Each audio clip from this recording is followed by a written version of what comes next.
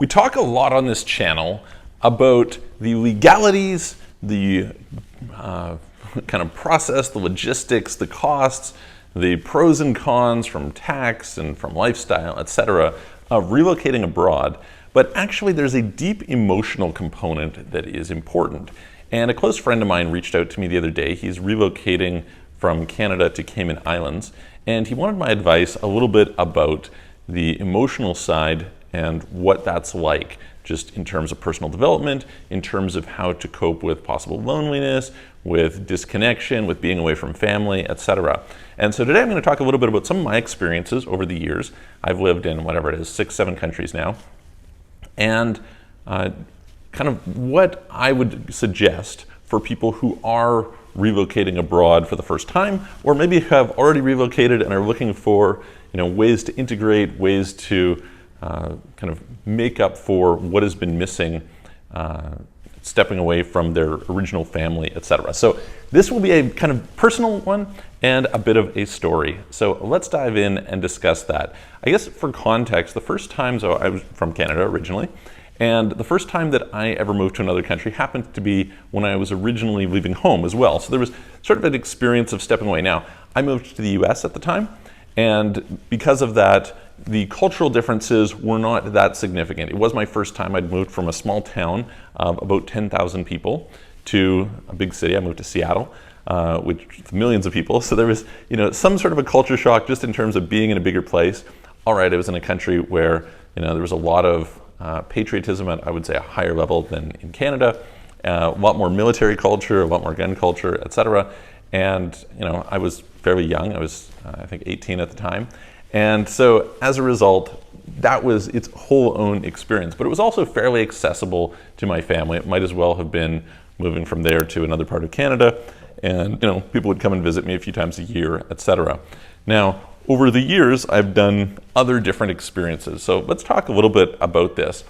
I think for this friend moving away, one of the first things that is a concern for him and his family, he's married, he has 2 kids, is that they're close right now to his wife's family. So they have kind of a lot of support structure there. They have some sort of a connection in that regard. Now, they happen to be originally from, or she happens to be rather, from Quebec. And so this is the French-speaking part of Canada. And as a result, language is a potential concern for them in terms of their ability to connect.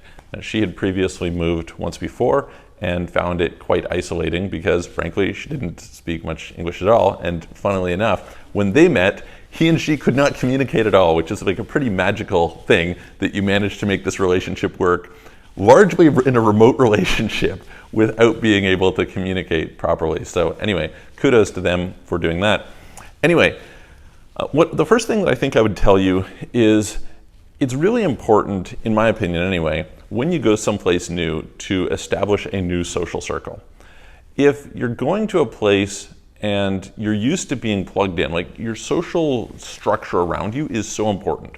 One of the things we've found from the largest ever study on human welfare, or not wellness, I don't know what you want to call it, but well-being, I guess is probably the best term, is that the most important factor in the quality of people's lives is not how much money they make, it's not where they go to school, it's not any of those things, it's quality relationships. Quality relationships happen to be the best predictor of all kinds of other things. In fact, they affect how much money you make, they affect how your health is going to be, they affect all this kind of thing. So the most basic, super important thing, we're going to start by talking about, I'll give you 3 or 4 different items that we can talk about here to help you in the new place. If we're talking about that, the most important starting one is bar none relationships. And so let's talk about what do we do about these relationships. Well, I think the first stage is going out and making a point of going and participating in areas where people actually do socialize, right? Where you do connect with some group of people. So again, for me, when I first moved to Seattle, what was the experience? Well, I was going to school, and so I had my classmates who I was able to connect with. And so you almost automatically establish a social circle. Now, what does this tell you? This tells you you could maybe join some classes, right?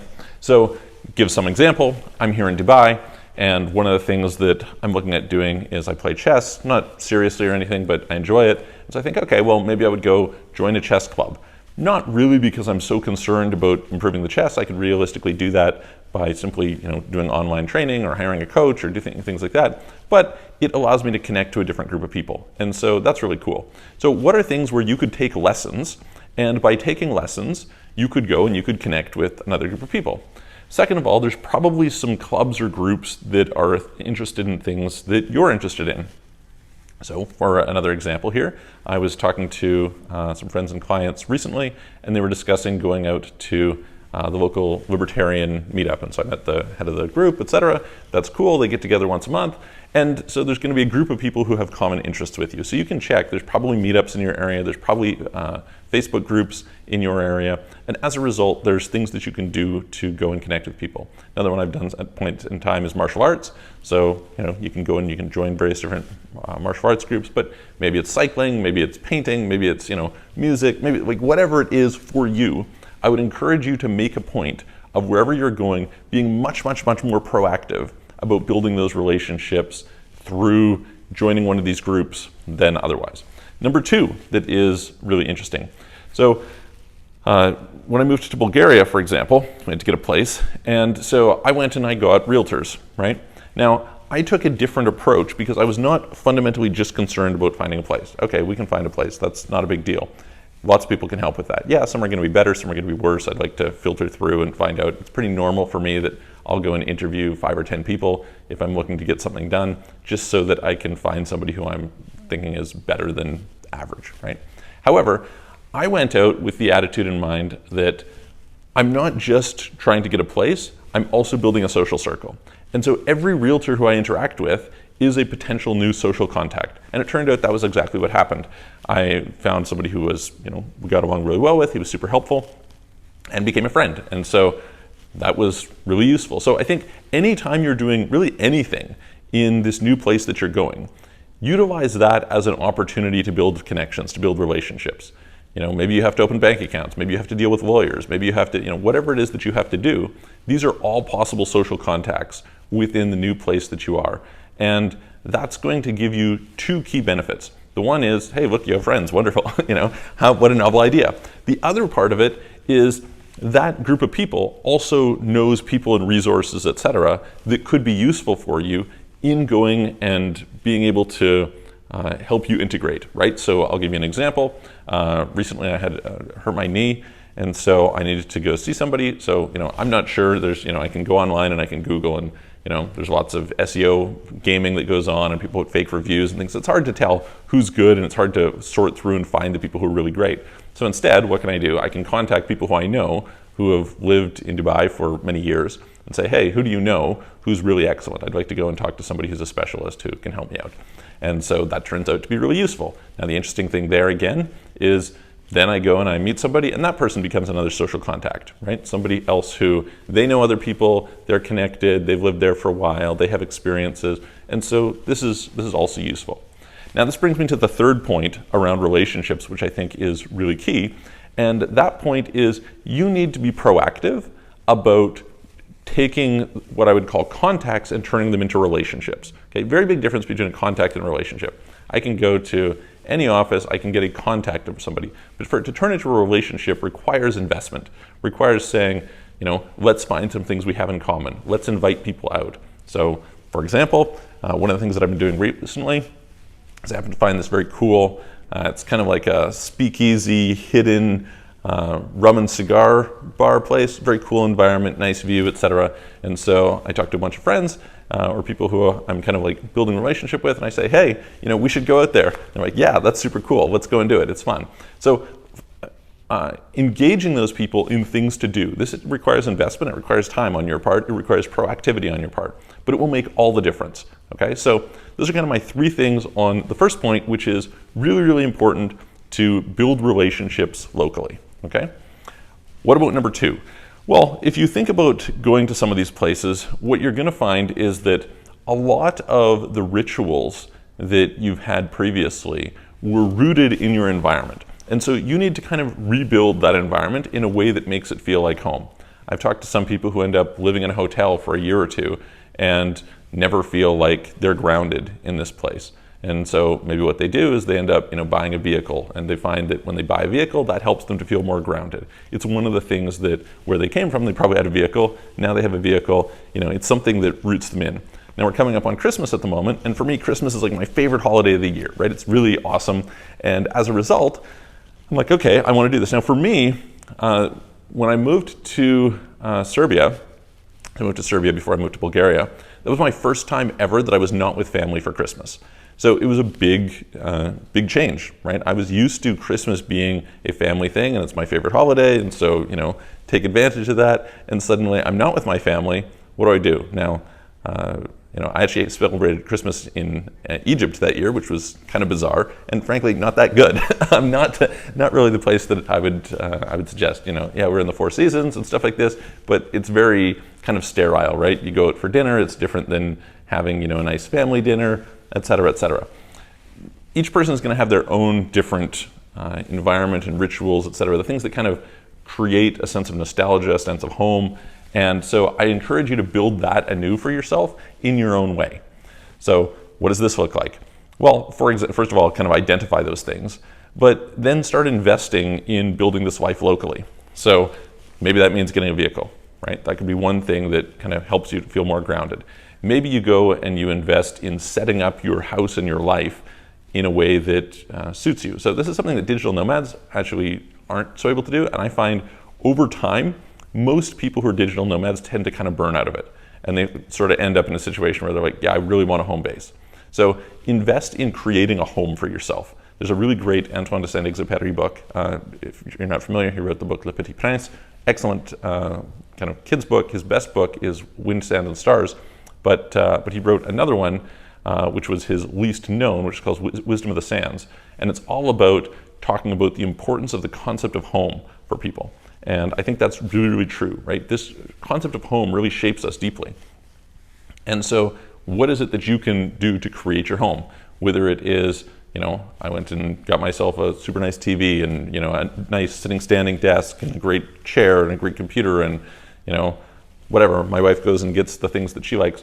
There's things that we do that we kind of craft that make this homey for ourselves. Even I think I talk to a lot of friends, and it's really popular that we all eat out or we order food, etc. Okay, like aside from that being typically not as healthy and costing more, the reality is it doesn't have the same feel as something homey. And so, for example, for Christmas, I'm gonna bake some nice things, right? Wonderful, very, very fun. And I get to have these foods that kind of feel hearty, and there's kind of a certain degree of connection there. Maybe you have, I got myself back in the day, a really nice Vitamix super blender for making smoothies, etc. So you have something like that that kind of fits with your overall life pattern. Maybe it's like a nice coffee maker. Maybe it's a nice popcorn maker. I like to get these, I can make my own popcorn that is much better than the popcorn that I would buy in bags or something like that. So whatever those things are, everybody has their own unique thing. Maybe it's how you decorate your house or your apartment. Maybe it's how you set things up with, whatever. Any of these types of things that are going to contribute to building a sense of home for you, I think is really, really important in making things better. And by the way, then what you do is you include your friends, your relationships that you built in this new place into that home, and that makes it even better. So for example, I might go and I like to sometimes have board games with friends or do karaoke with friends. So what am I going to do? I'm going to go and get some cool games and have some people over to play the games together, right? We have kind of this connection, and it again kind of builds this more homey sense. You start to create memories, etc. So all of those things I think are really, really useful and important. What is the third thing that I would say is really important for people who are relocating to another place? The third thing I would talk about is about being able to stay connected to people remotely. And there's certain people who have learned to do this naturally, or they do it over time. I think for me it was easy because from a pretty early age, I had my best friend growing up, and we would spend hours on the phone together. It was just normal, we would talk. Now, sometimes we would go for walks, sometimes we would, just go and hang out and talk, but we would do enough over the phone. And I was into computers, and so, you have chat and you have email and things like this. I was pretty used to that style of communication. And because I was always interested in the idea of employing people remotely, being location independent, etc., I kind of built those skills early on. Everything from online dating to, whatever else. And so it's really normal that with my friends, I might send voice messages to people and we can go back and forth. I was talking to a good friend who I haven't seen in like 6 years physically, right? So long time since we've actually been together, even though we're super close. And we were talking about how the fact that we're able to communicate over this large distance so well really helps us to kind of stay together. And it's interesting how you can keep that, it's almost as though they're there, right? And I think this really helps with feelings of loneliness, etc. Like I said, for me, going to other countries, that was one of the biggest things, right? I'm leaving my family, I'm leaving my friends. My wife was similar when she left Serbia and we moved to Bulgaria. She had been in a situation where she'd gone to school there, she had all her friends there, she's kind of leaving them, and she's going to a place where she knows virtually no one, and you have to build new social circles. And on the one hand, that's good for your personal relationship in a sense because you only have each other. And when you only have each other, it brings a certain closeness, which is, I've seen just lots of couples who, when they end up traveling and going and living in another country together, that relationship seems to last, which is kind of an interesting thing. However, the important part here is that one person should not be your whole world. It's not really that healthy to not have other people around. And certainly it's not healthy not to go out and connect with new friends. You definitely want to make new friends.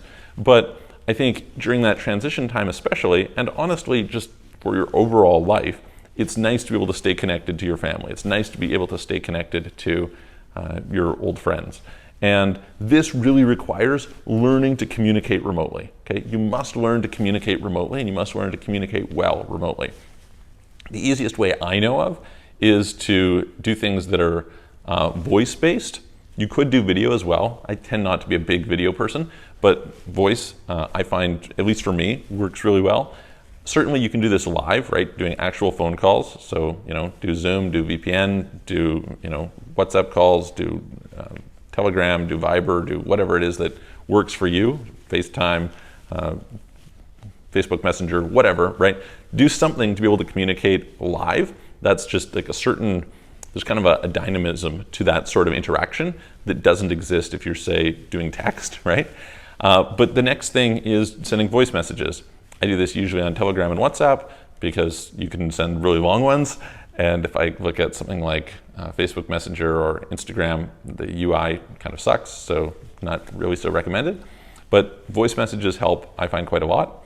And what's another one of the things? So what I try to do is, and actually you can do this with memes really well. Memes are kind of like one of the ultimate ways. But it's when something is going on to think about people who are in your life, friends, people who you care about, and sharing it with them. And that kind of you stay in touch with people, it sparks conversation, etc. So I do this in, I guess, 3 different ways. One is maybe I'll have an experience and I'll send photos or videos to people. And sometimes it's just random things. I was walking through a mall the other day and I happened to come and there's this crowd of people outside the store and some people are busy playing violins. Now, I think violin is a beautiful instrument. It's really wonderful and the music was very nice. And so I filmed some of it and I sent it to some people, right? And I was like, hey, how great that, just a normal day in a mall in Dubai is, something like this. It's awesome.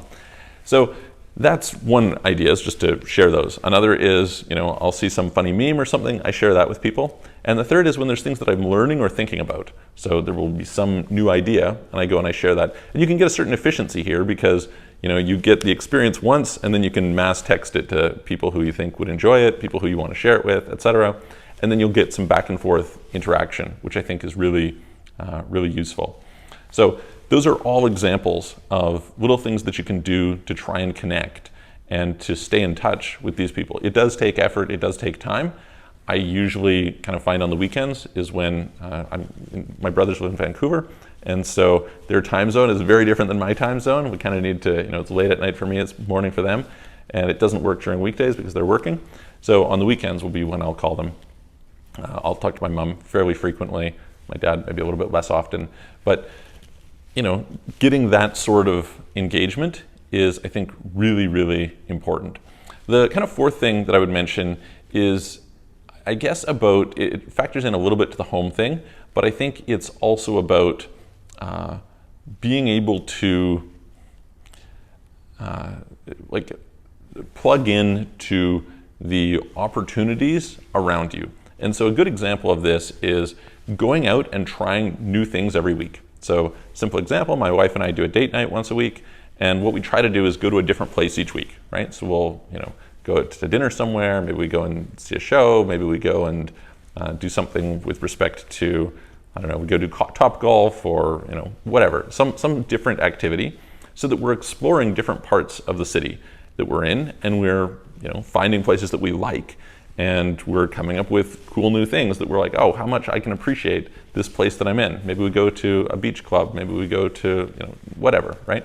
So these are all things that I think are helpful. Another example is I was talking about the medical stuff, connecting with people who are in medical. Now, I try to make friends with people who are, for example, I had a great physiotherapist chiropractor in Bulgaria, and so he became a friend who I hung out with a bunch. Then a friend of mine moved to Sofia. I introduced them, and then they became friends. So, integrating these people, it kind of fits all these different points that I'm talking about, but it means that I have different resources, so I feel like my life is richer, right? What's going to happen, you're going to find, is when you leave the place that you're from, you already know all these things, right? You know where the good gym is, you know where the good hairdresser is, you know where that whatever it is, and you're going to come to a place where you don't know that. And as a result, your experience might be, back home, I have this really good hairdresser, right? That was certainly something for me when I was in, for example, Vancouver. When I lived in Vancouver, I had, this great hairdresser who I thought was fantastic, and, I would just always go to them.